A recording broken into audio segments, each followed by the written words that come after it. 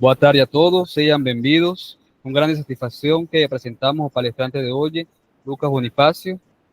Lucas é formado em Física pela Universidade Federal do Rio Grande, com ênfase em Física Teórica e Experimental.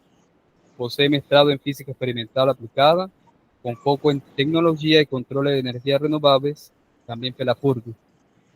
Sua pesquisa de mestrado se concentrou no desenvolvimento de um sistema microcontrolado para gerenciamento e optimização de múltiplas fontes de energias renováveis integradas.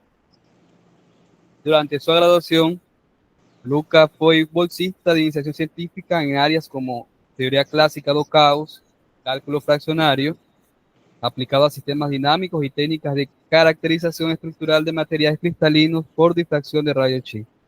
Él también posee experiencia en producción agrícola y manejo de pequeñas propiedades rurales, teniendo formación como técnico agrícola pela Escola Estadual Técnica de Agricultura de Rio Grande do Sul. Tiene diversas publicaciones dedicando ao estudio de sistemas dinámicos con memoria utilizando cálculo fraccionario para analizar sistemas complejos. El trabajo también aborda caracterización estructural de materiales cerámicos y metálicos a través de técnicas de difracción de rayos X. Y él es autor de archivos completos publicados en periódicos internacionales y textos en jornales de noticias y revistas como Cosmos y Contexto. Lucas participó de diversos eventos académicos, incluyendo congresos, muestras de producción universitaria y ferias de ciencia. Su formación multidisciplinar y sus experiencias en diferentes áreas do conhecimento certamente contribuirán para uma palestra rica e inspiradora. Então, deixo você a Lucas Bonifácio. Boa tarde, professor Juan. Obrigado pela apresentação, introdução, ao convite da professora Águida e da PPG Física, a qual eu estou já em processo de conclusão do mestrado. Agradeço a presença de todos e todas as ouvintes. E hoje eu vou, como o professor já mencionou, eu vou apresentar, na verdade, o tema de pesquisa, né, que eu fiz aí durante os 2 anos de mestrado no programa do PPG Física da FURG. E o meu orientador, professor Fabrício Ferrari, fui co-orientado também pelo professor Edson Cacuno, que é lá da Universidade do Paraná. E hoje eu vou apresentar, então, o desenvolvimento de uma plataforma multipropósito programável microcontrolada para aquisição de dados e controle de potência de fontes de energias renováveis, né? Que é um tema de pesquisa voltada para a física aplicada ao problema de energias renováveis. Então, esse é um pequeno sumário da apresentação. Eu vou apresentar um prólogo que motivou, né, a levar esse tema de pesquisa, que me motivou a estudar esse tema de pesquisa. Um pouco sobre a energia solar, que foi onde a gente focou para as estratégias de solução do problema de gerenciamento de potência, né, extração de energia de fontes de energias renováveis. Os sistemas de rastreamento de máxima potência, que são os dispositivos que são amplamente estudados e empregados para resolver esses problemas. A metodologia que foi empregada para a otimização do sistema MPPT, né, que é o rastreador de máxima potência. O sistema de aquisição e montagem experimental que a gente realizou aí no IMF, para poder estar medindo e fazendo as aquisições experimentais. Os resultados e discussão e as conclusões. Bom, o prólogo foi que em 2020, quando a gente teve que se retirar, né, para casa devido à pandemia, eu fiquei um bom tempo, cerca de 6 meses aqui no interior, onde mora a minha família, a minha origem, no interior do Rio Grande do Sul, município de Encruzilhada do Sul, e constatei que a gente tem um problema sério aqui de fornecimento de energia elétrica, então é uma rede bastante fraca e instável, e é um problema que aflige boa parte do interior do Brasil, né? Interior profundo do Brasil. E já nessa época eu me propus a usar os que tínhamos disponíveis, por exemplo, um carro velho, né, que a gente conseguiu de uma doação, uma infraestrutura básica e biogás, que a gente tem algumas vacas leiteiras aqui, né, para juntar tudo isso e conseguir uma microusina movida a biogás, né. E a gente conseguiu fazer uma adaptação no motor. Por enquanto a gente ainda está implementando ele para funcionar a biogás, né? Então eu me propus a fazer uma fonte de energia renovável para poder estar solucionando esse problema que a gente tem aqui ainda no interior. E foi aí que surgiu a ideia de trabalhar e aplicar um pouco a física para resolver esses problemas. Então, surgiu algumas questões, né, a motivação. Uma questão que eu tive é como levar a parte do conhecimento acadêmico que nós desenvolvemos aí nas universidades para o chamado Brasil profundo, né, como os colegas sociólogos chamam o interior do Brasil. Como um físico, então, pode contribuir para resolver esse tipo de problema, né, bastante concreto que a gente tem na atualidade, né, o problema da nossa geração, como sustentar o nosso meio de vida, né, com energias renováveis.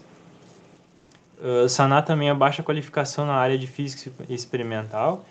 Eu mesmo tive bolsas de iniciação científica na área de física experimental, mas ainda assim a parte formal, né, a física experimental formal é bastante limitada no Brasil, a gente sabe muito bem por causa da questão de recursos financeiros e a dificuldade das instituições em nos qualificar, né, na área de física experimental e também como tá ali utilizando as tecnologias para a gente resolver os problemas tanto da ciência básica quanto da ciência aplicada. E uma outra pergunta também se é possível resolver essa pesquisa experimental com poucos recursos, né? Como desenvolver estratégias para resolver alguns problemas com poucos recursos. E uma contextualização mais global, como todos já sabem, né, a gente está enfrentando uma crise climática, o início, pelo menos, de uma crise climática. Esses dados desse gráfico aqui nos dizem de forma bastante clara, né, que nos últimos 20 e 25 anos a taxa de absorção média de radiação pela atmosfera tem crescido vertiginosamente, né? Podemos ver que ultrapassou a média de um watt por metro quadrado, ou seja, se a gente pegar a superfície de todo o planeta, isso é bastante coisa. Então, é um problema bastante grave que a gente tem, que a gente vai enfrentar. E em meio a essa condição de clima instável, o maior trunfo do Brasil, que é disponibilizar de mais de 60% já da sua matriz elétrica, né, produção de energia elétrica, ser baseada em fontes de energia hidrelétrica, ou seja, as grandes hidrelétricas, essa grande vantagem pode estar justamente ameaçada por um cenário de mudanças climáticas que podem tornar, e com certeza vão tornar, como a gente já está observando, o fornecimento de água da chuva bastante instável. Então, o Brasil tem uma fonte primária renovável e que tem baixo impacto em comparação com os combustíveis fósseis, apesar de ter algum impacto ambiental, mas ainda assim é muito mais baixo. E mesmo assim, a gente, no cenário de mudanças climáticas, ele é seriamente ameaçado. Então, a gente precisa realmente diversificar a matriz energética, como vem acontecendo. E, justamente, uma das fontes mais estudadas na atualidade, com certeza em franca expansão, é a fonte de energia solar. Tendo em vista que a média de energia solar que chega na superfície da Terra, no espaço, né, fora da atmosfera, na redondeza da órbita da Terra, é algo na ordem de 1.300 watts por metro quadrado, né? Então é bastante coisa. Claro que a atmosfera absorve um pouco, conforme a gente pode ver nesse gráfico do espectro da radiação solar. Nós vemos aqui que a radiação nível do mar ela é um pouco menos intensa, né? Nessa curva normalizada aqui da radiância. E, claro, algumas bandas são absorvidas pelos elementos da atmosfera, como a água, o vapor d'água, o oxigênio e outros elementos químicos presentes na atmosfera. Mas fora isso, existe um desafio bastante grande, né? Esse gráfico aqui ele foi obtido num trabalho de uma colega, a Fernanda, uma colega que se graduou aqui na FURG, e ela estudou justamente a influência da cobertura de nuvens sobre a irradiação que incide sobre a superfície da Terra. E aqui nós podemos ver nesse gráfico que essa linha verde aqui um pouco mais tênue é um dia ensolarado de verão, o verão de 2014, nós podemos ver aqui que é uma curva bastante suave, né? Então tem pouca presença de nuvens. Já um dia com bastante presença de nuvens, a gente vê esses picos, né? Ou seja, uma variação brusca no nível de radiância em função das horas do dia. Isso porque as nuvens bloqueiam boa parte da radiação solar. E um dia completamente nublado, né, mais ou menos na mesma época, a gente vê que o nível de radiação solar sobre a superfície, ela dificilmente passa dos 200 watts por metro quadrado.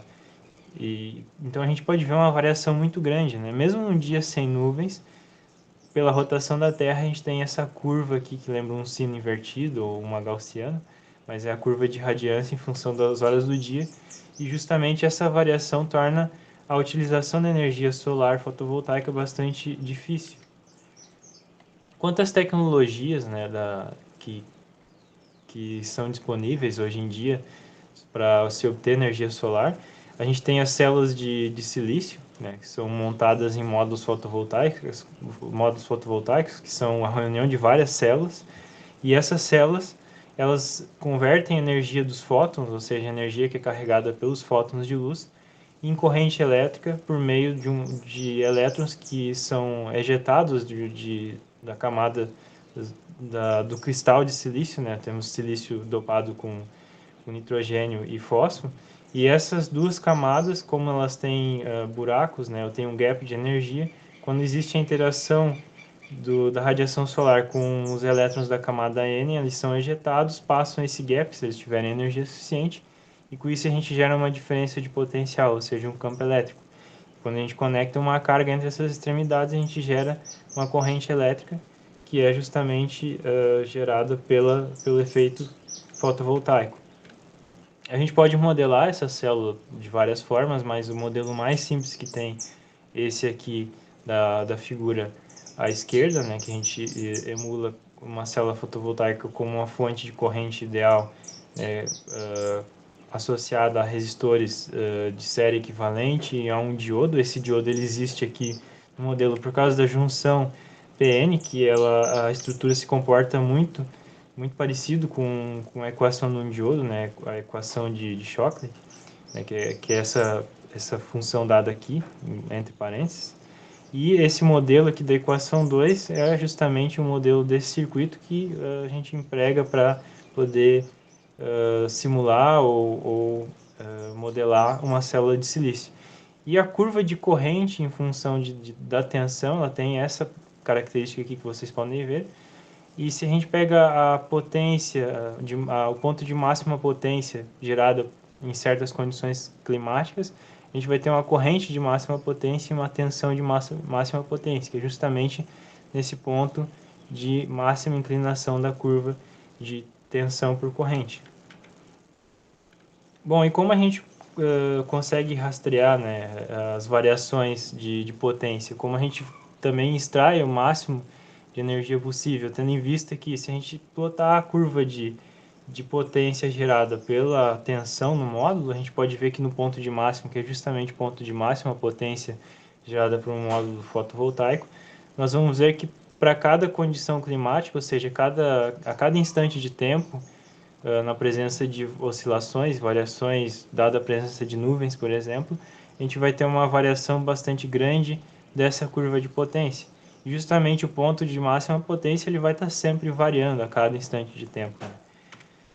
E a gente pode representar isso se a gente conectar simplesmente uma carga resistiva na saída do módulo, né? Então a gente vai ver uma tensão e uma corrente saindo desse módulo e essa carga vai estar dissipando essa energia sendo gerada. Se a gente pegar uma condição de radiância constante e variar a carga, a resistência de carga no caso, nós vamos ter para cada resistência de carga um ponto de operação, que é justamente a intersecção da linha de resistência, aqui no gráfico de corrente por tensão, com a curva de corrente por tensão do módulo fotovoltaico. E se nós variarmos, né, essa carga, a gente pode ver que dificilmente ela vai estar exatamente no ponto de máxima potência sem a gente monitorar essa circunstância. Por outro lado, se a gente mantém a carga constante e aí o que começa a variar, e variarmos no caso as condições ambientais, ou seja, a presença de nuvens ou diferença de radiação ao longo do tempo, ao longo do dia, nós vamos verificar que para uma resistência constante, ela também dificilmente vai estar interseccionando a curva no ponto de máxima potência, ou seja, dificilmente o nosso módulo vai estar entregando potência máxima a uma carga fixa. Então a gente precisa resolver esse problema, né? E aí surgem algumas perguntas, né, a respeito desse problema. Como transferir essa máxima potência da fonte para a carga em qualquer condição? como a gente estabiliza algumas flutuações de potência sobre a carga, qual o conjunto mínimo de técnicas necessárias para resolver esse problema, e no caso específico, né, no mestrado, é como fazer isso com recursos limitados, né?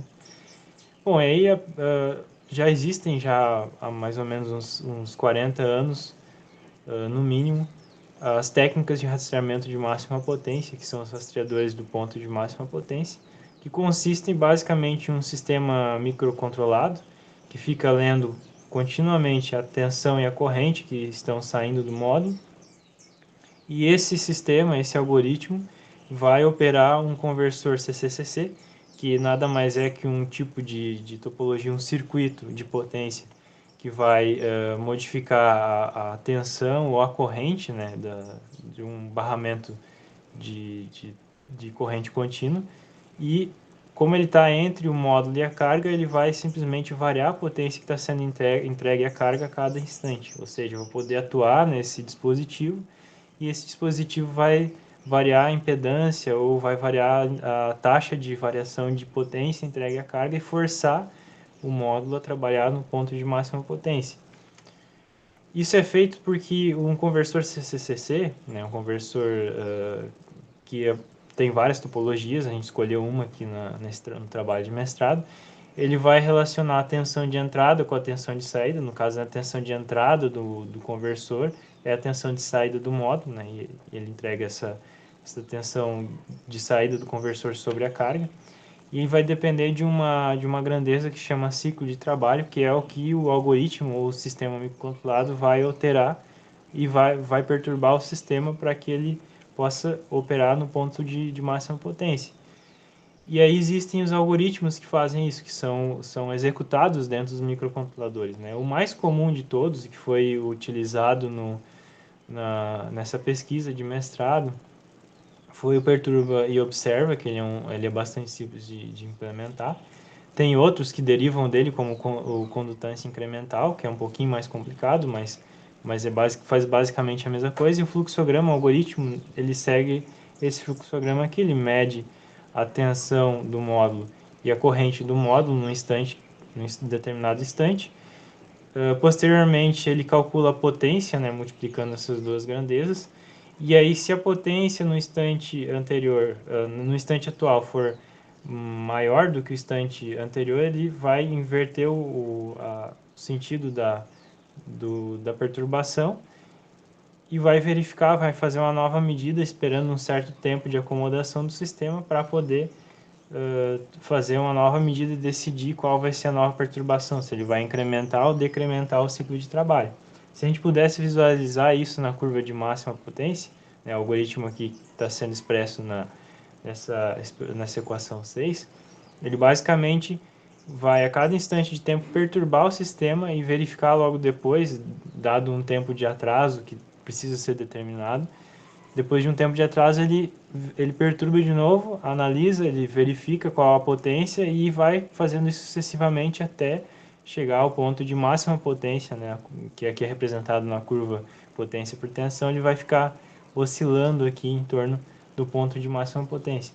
Essa oscilação se dá porque ele precisa de 3 a 4 ciclos, no caso aqui 4 ciclos, para poder verificar se ele está decrescendo, ou incrementando ou decrementando a potência, né? E ele vai fazer isso a cada variação de radiância, né? Ele vai sempre tender a procurar o ponto de máxima potência.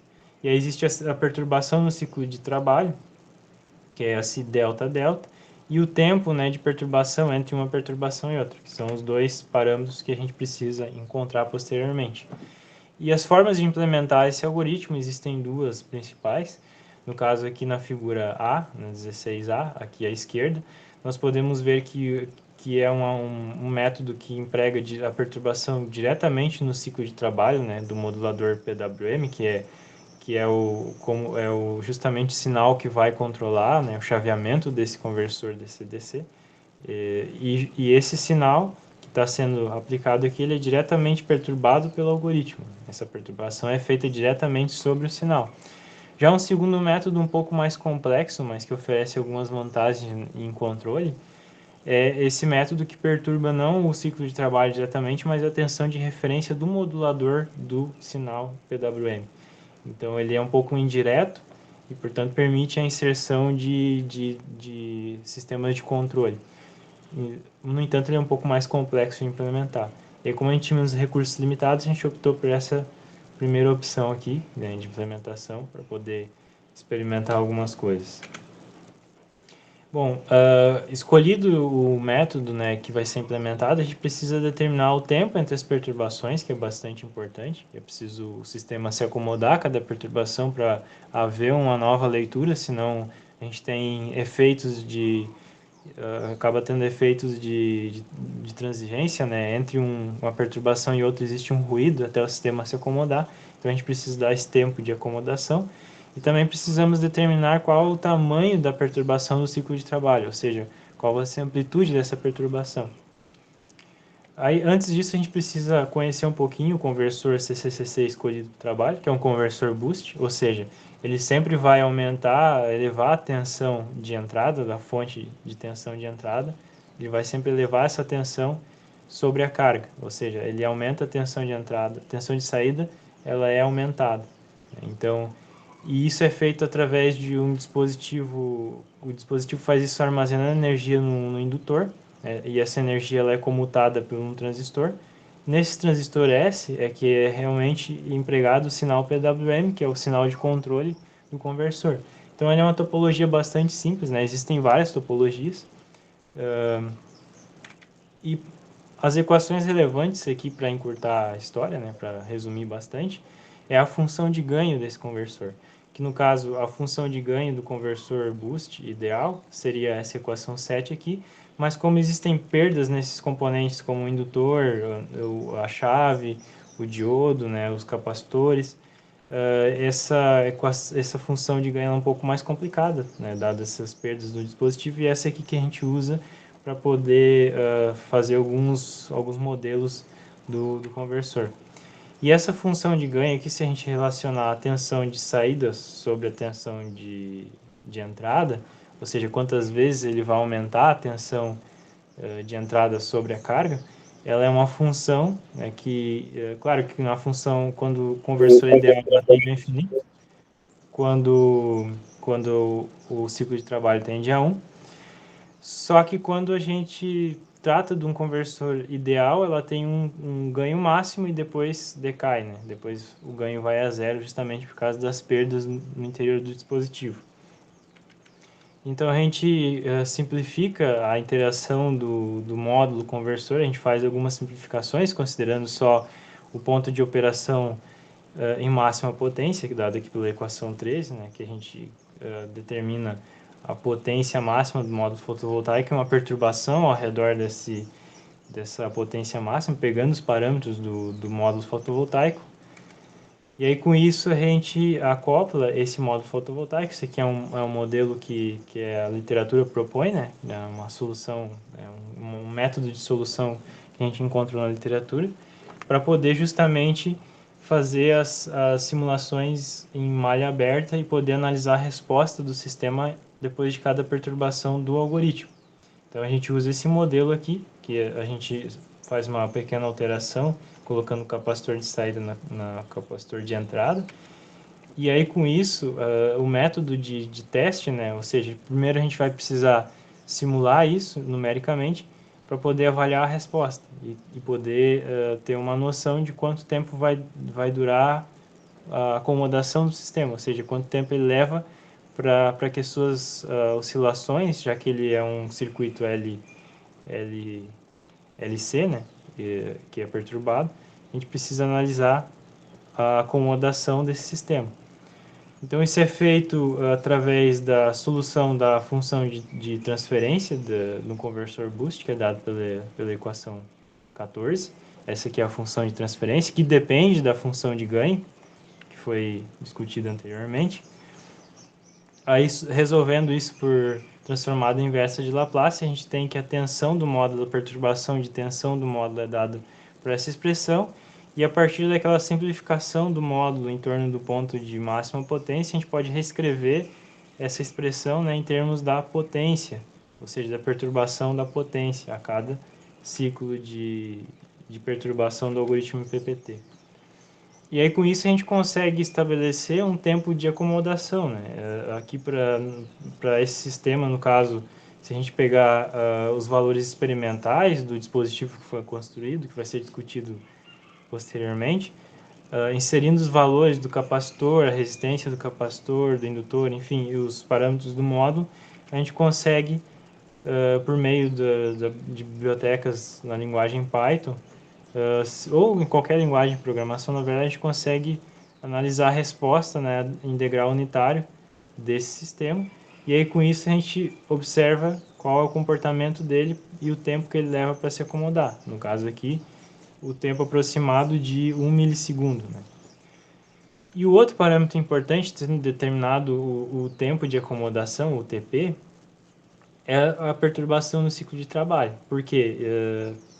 Porque se essa perturbação do ciclo de trabalho for menor do que a perturbação provocada pela variação de radiância no ambiente, se isso for menor, o algoritmo vai se perder, ele não vai saber que a alteração foi em decorrência da variação de radiância, dadas as circunstâncias ambientais no momento.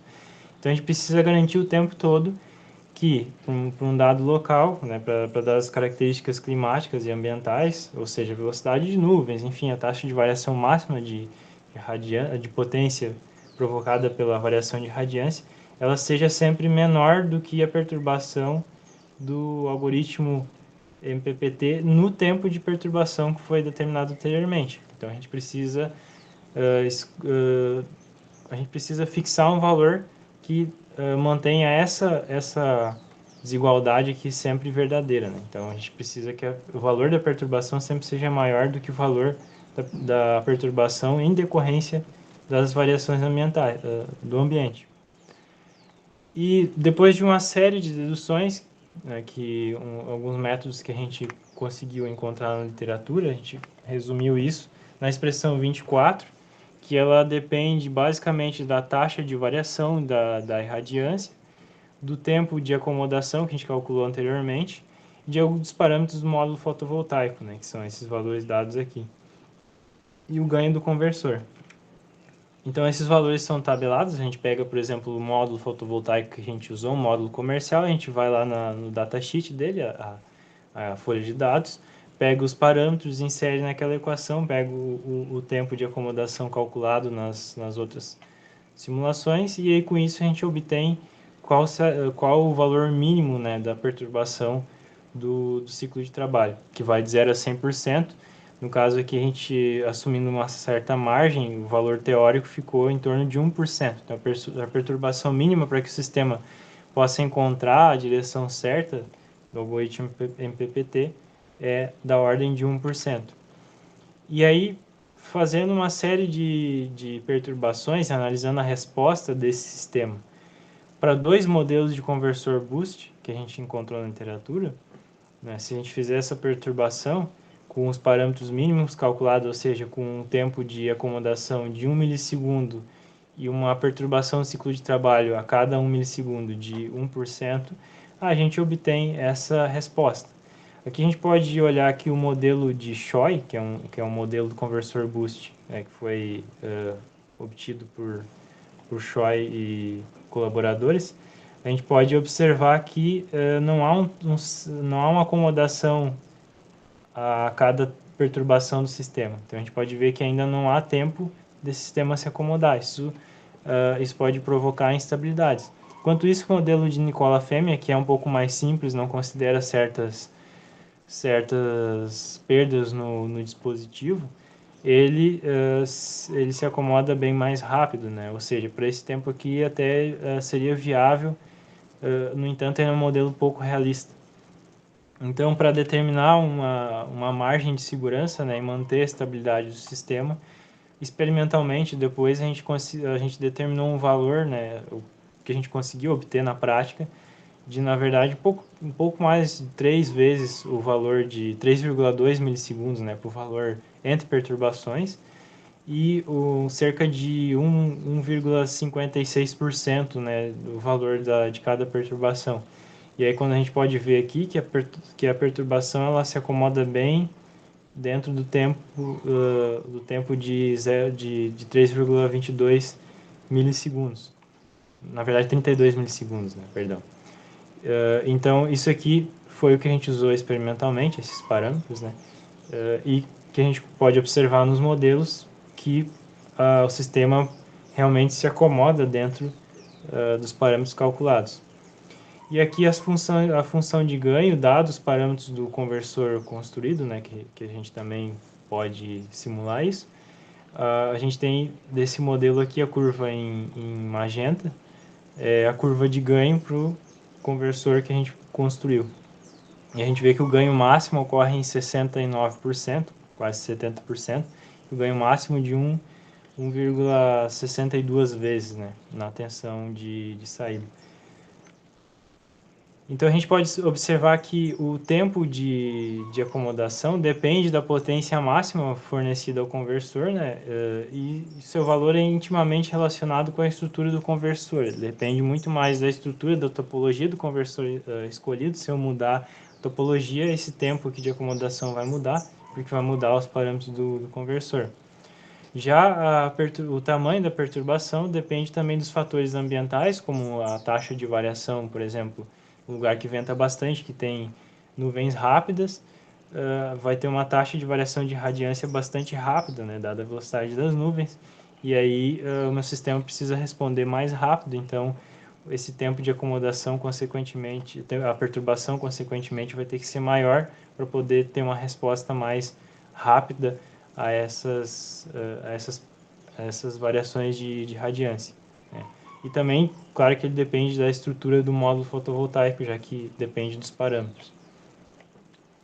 O sistema de montagem e aquisição experimental, que é realmente a plataforma que foi idealizada para poder fazer as aquisições, foi toda baseada no microcontrolador ATmega 2560, que ele é um microcontrolador que é facilmente encontrado na família Arduino.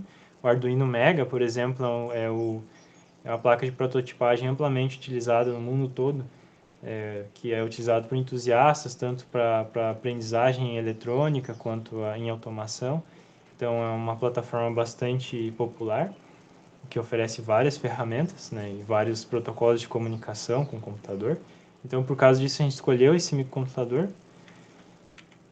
E aí baseamos as medições foram feitas usando um sensor de tensão isolado, que é o ACPLC87. Ele combina um divisor resistivo, né, que é a tensão, no caso do módulo fotovoltaico, ela é dividida para esse divisor resistivo, e a tensão de saída aqui, que ele é dimensionado para poder adequar o nível de tensão à entrada desse sensor, que é isolado, e possibilita uma medição segura das tensões, até tensões mais altas, né, do sistema fotovoltaico ou do sistema de potência que está conectado a ele.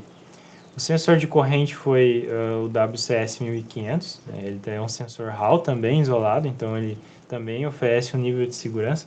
Por isso que a gente mais ou menos imaginou uma placa, construiu uma placa que já teria que ser construída para o programa de mestrado, né, para poder desenvolver pesquisa. A gente já foi mais ou menos imaginando um projeto que seria facilmente expansível para outros estudantes ou outros pesquisadores que vierem a querer usar as ideias que foram implementadas, né, para resolver esse problema, poderem aproveitar essa placa que pode ser facilmente expansível para potências maiores, tensões maiores, correntes maiores.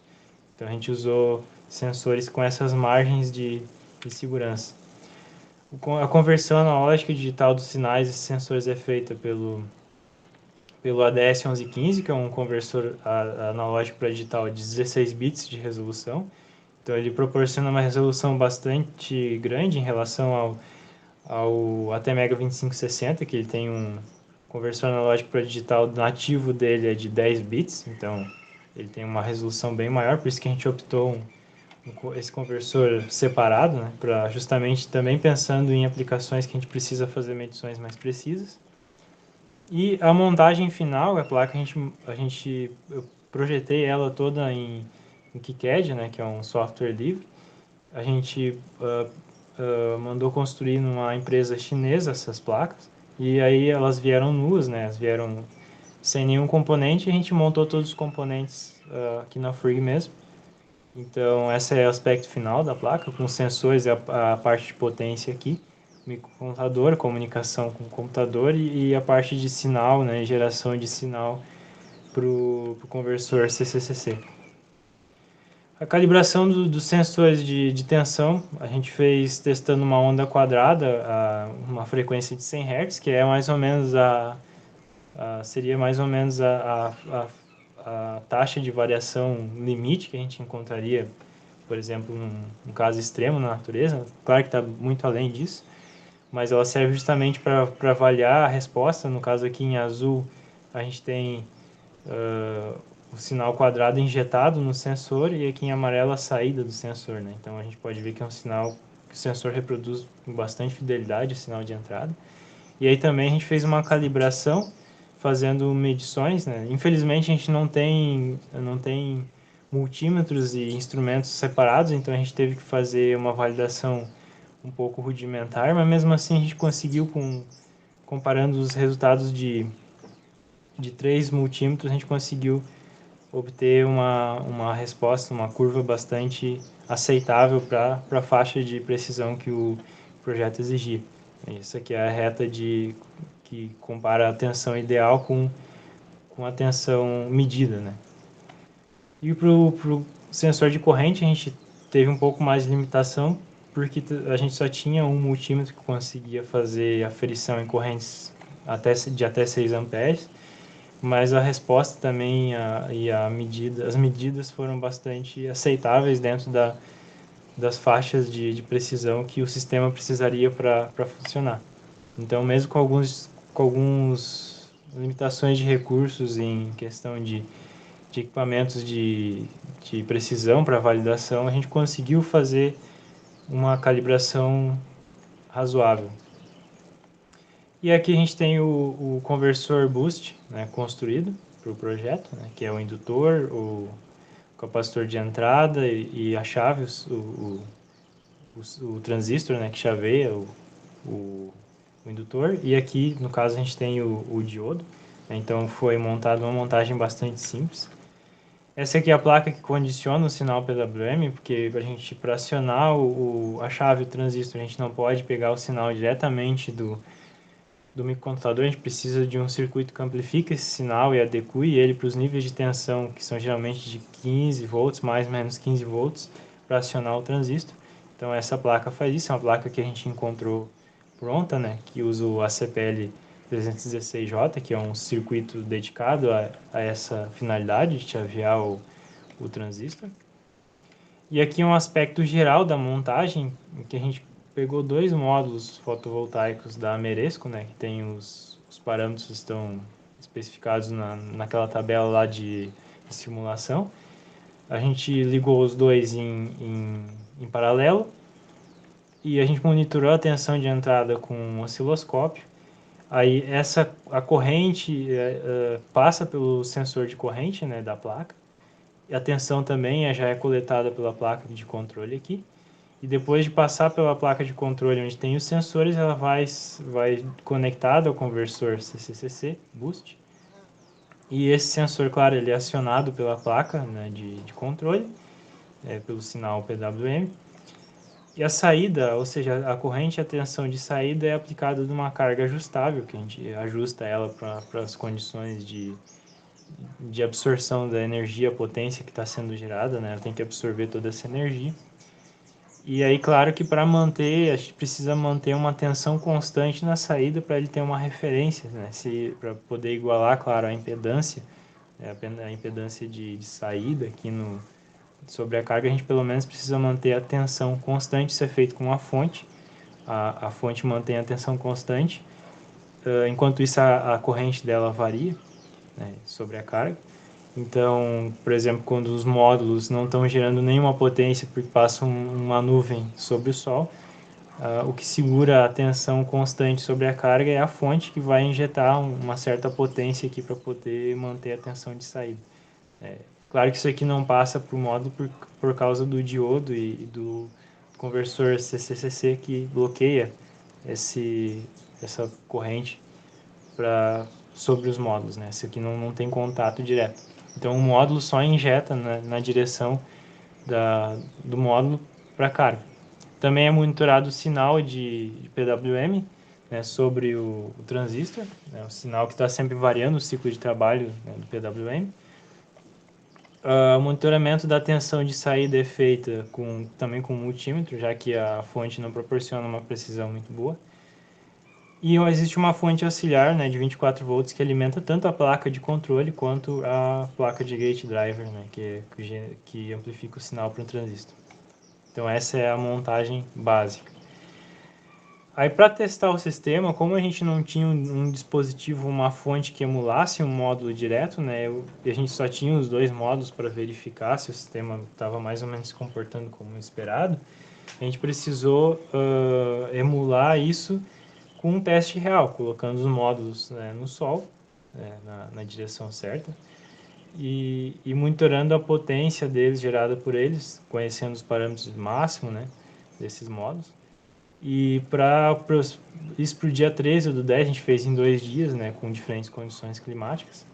Para o dia 13 do 10, a gente conseguiu uma taxa de amostragem, né, que foi registrada via comunicação serial com o computador, de 52 amostras por segundo, uma frequência de sinal PWM de 31 kHz, a frequência do algoritmo que foi estabelecida lá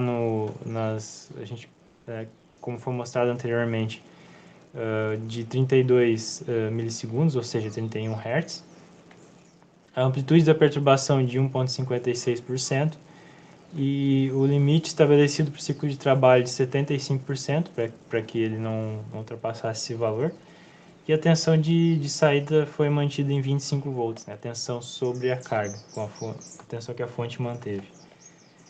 Aí, nesse dia, a gente conseguiu registrar por um site de monitoramento climático a tipo de cobertura de nuvens que tinham, né? Tinham nuvens esparsas, e uma radiância que chegou no pico, né, previsto para o dia, de algo em torno de 980 watts por metro quadrado, então, próximo às condições de máxima potência que o módulo gera, as condições de teste padrão.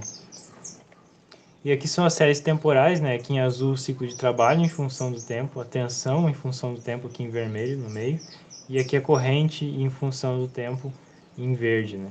Então a gente pode ver já que existe alguma componente, né? Por exemplo, na corrente a gente pode observar que a corrente aumenta próximo ao meio-dia. Isso aqui, claro, é o tempo em segundos, né? Para algo em torno das 10 da manhã até as 3, 4 horas da tarde. Aqui a potência gerada ao longo do dia, né, no dia 13 do 10, então a gente com aqueles dados consegue obter a curva de potência. A gente pode ver que próximo ao meio-dia ela atinge o máximo. Ele é mais espesso aqui, claro, porque muita coisa acontece aqui entre um segundo e outro, né? Então a gente tem essas variações, elas tornam difícil de ver nessa escala de tempo, né? Fica bastante espesso, mas justamente por causa das variações bruscas que existem no sistema. E aqui a gente pode ver, dando um zoom, por exemplo, entre o período de meio-dia e 26 e meio-dia e 42, ou seja, entre 6.000 e 7.000 segundos da série temporal, a gente pode ver algumas variações no ciclo de trabalho. Aí também a gente pode ver que existem alguns picos, né, que não são decorrentes da variação de potência, por causa da variação de radiância. Isso a gente atribui a outros fatores. Ainda a gente está investigando o que pode ser essa causa aqui, mas isso aqui provavelmente é algum tipo de erro do algoritmo. Para o mesmo período, se a gente observar a tensão no módulo fotovoltaico, a gente pode ver esses picos, né? Quando acontece pico no ciclo de trabalho, a tensão cai, então esses aqui são motivados pelos erros que a gente ainda está investigando. Só que aqui, nas componentes de tempo maior, que a gente pode ver algo em torno de 5, 3, 4 segundos, a gente consegue observar essas variações, esses picos aqui. E isso aqui é em decorrência justamente das nuvens, que era o padrão de cobertura que a gente observou no dia. Então a gente pode ver essas flutuações mais longas aqui, e aqui na corrente fica mais evidente, né, para o mesmo período. Quando passa uma nuvem na frente, a gente tem uma variação, uma queda brusca na corrente, Só é claro num tempo ali que dura na ordem de 3, 4 segundos, né? Que seria a velocidade que passaria essas nuvens pequenas, algo em torno de 3, 4 segundos. Já no segundo dia de testes, no dia 14/10, a gente tentando resolver aqueles problemas dos picos que são muito rápidos, que provavelmente é algum erro de leitura, a gente fez algumas alterações e aí com isso alterou a taxa de amostragem de 52 para 53 amostras por segundo. A gente aumentou a resolução do PWM, para isso diminuir a frequência para 25 kHz, né, a frequência do sinal PWM.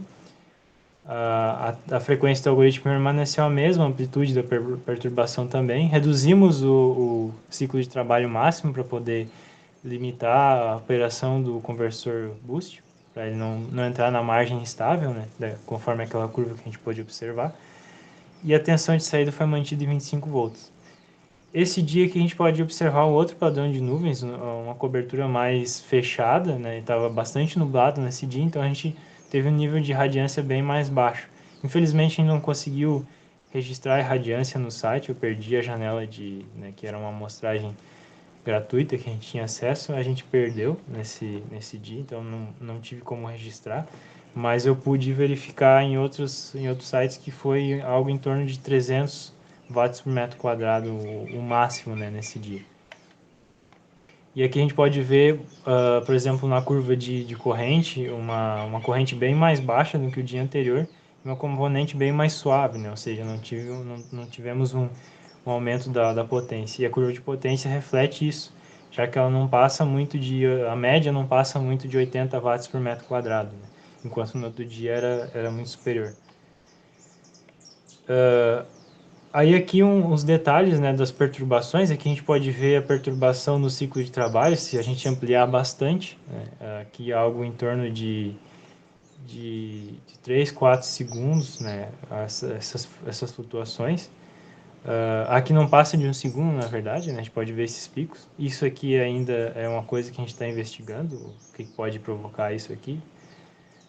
E a gente pode ver aqui que ao longo da maior parte do tempo o algoritmo se comporta bem, né? Ele fica oscilando. Essas oscilações são previstas no algoritmo PPT, né? São aquelas oscilações que a gente verifica em torno do ponto de máxima potência, que ele fica procurando e oscilando ao redor do ponto de máxima potência. A tensão também, né, permanece ao redor de um valor médio, que geralmente é aqui em torno dos 15, 20 volts, que está próximo ao ponto de máxima potência dos dois módulos. E a corrente ela vai ficar flutuando também, um comportamento semelhante. E a gente pode ver quando existe essas perturbações anômalas aqui, o ciclo de trabalho aumenta, a tensão cai, porque o conversor ele praticamente ele se comporta como um curto-circuito, né? Ou seja, ele se comporta como um curto entre o módulo e a carga. A tensão cai e a corrente ela satura na corrente de curto-circuito do módulo fotovoltaico. Então a gente pode observar esse comportamento aqui em pequena escala de tempo. As conclusões. Bom, quanto ao conhecimento adquirido, né, que posso dizer que é o principal avanço, né, objetivo no mestrado, é a capacitação em eletrônica avançada. Eu não sabia nada de eletrônica avançada antes de começar isso. A graduação em física a gente não tem essa formação, né, ela não é o foco do curso. E aí é algo que também tinha interesse de aprender e consegui assim ter um conhecimento bastante razoável na área de eletrônica avançada, tanto eletrônica digital quanto eletrônica analógica. Também pude ter noções de sistemas de controle e tratamento de sinais, algo que eu também acho interessante, principalmente para instrumentação, parte da física experimental, né, que lida bastante com instrumentação, desenvolvimento de sensores e técnicas de medições. A questão da modelagem computacional de sistemas de controle, que é algo que eu também não fazia ideia de como fazer, né? Eu aproveitei alguma coisa que eu aprendi na graduação, mas basicamente eu também comecei do zero nessa área. As soluções em sistemas de energias renováveis, então pude entender mais ou menos o que existe já em questões de técnicas de extração de máxima potência de energias renováveis. Isso vale não só para solar, que foi o exemplo que a gente usou para testar, porque eram os recursos que a gente tinha, mas isso pode ser empregado em qualquer fonte de energia renovável, né? Tanto eólica quanto, por exemplo, o biogás, que que eu estou tentando implantar aqui no interior, então ela é bastante ampla. E também nas questões de soluções de programação, de microcontroladores e sistemas de automação. Algo que eu também não fazia ideia, não tinha noção, comecei meio que do zero e aprendi a arquitetura de microcontroladores, né? Em várias famílias também pude experimentar algumas coisas ao longo do mestrado.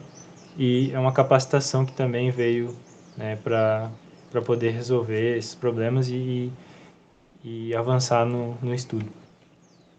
Quanto aos resultados obtidos, né?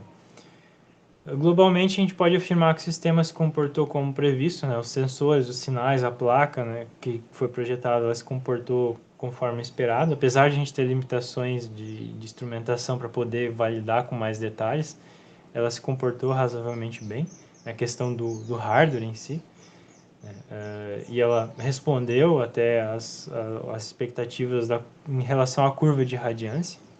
No entanto, a gente não pode afirmar qual é a eficiência do sistema, porque a gente precisaria de instrumentos independentes para poder fazer uma medição simultânea. Esses dados que foram apresentados ali, eles são obtidos direto do microcontrolador, ele envia via serial USB, e com isso eu fiz o registro disso no terminal, né, do Linux, com um programa que a gente tem ali que consegue registrar esses dados. Então, são dados do próprio sistema. A gente precisaria de um sistema independente, lendo e monitorando os mesmos parâmetros. Aqueles multímetros e os osciloscópios, eles davam uma informação visual e instantânea, né? A gente não teve como registrar isso, já que esses instrumentos não permitem um registro de dados. Eles são muito básicos para esse tipo de coisa. Então, a gente precisaria de mais infraestrutura para poder validar, para poder verificar isso e ter uma ideia de eficiência, o quanto o sistema foi eficiente em transferir potência da fonte para a carga, dos módulos para a carga. Então, isso é algo que ainda precisa ser melhorado, isso vai ser feito em trabalhos futuros. E, pontualmente, também é preciso melhorar o algoritmo para resolver aqueles desvios, né, aqueles picos no ciclo de trabalho. Até ali os professores deram algumas dicas do que podia ser na defesa, e possivelmente é um erro de leitura no desencontro entre a execução do algoritmo PPT e as leituras dos sensores, é algo que a gente está investigando, provavelmente seja isso. Então, uma alteração, uma pequena alteração no código ali vai permitir resolver esse problema. Então, isso é uma coisa que a gente está experimentando agora, né? É uma etapa final, assim, para fechar o trabalho. E para responder a pergunta se é possível fazer pesquisa experimental, pelo menos para aprender, né, alguma técnica, é possível. Eu digo que é possível, com recursos limitados, a gente consegue fazer alguma coisa, porém a gente tem, né, sérias limitações, né?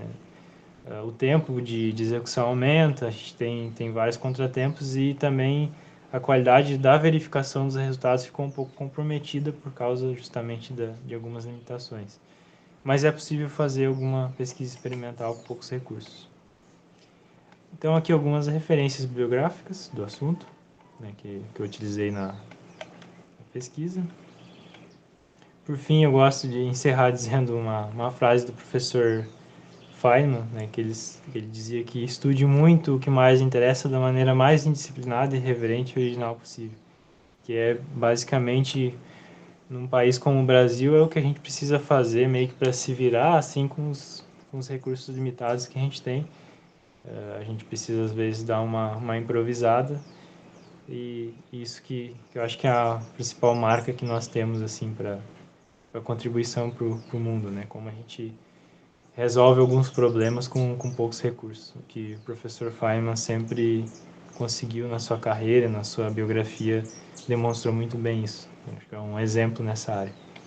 Muito obrigado pela atenção. E é isso.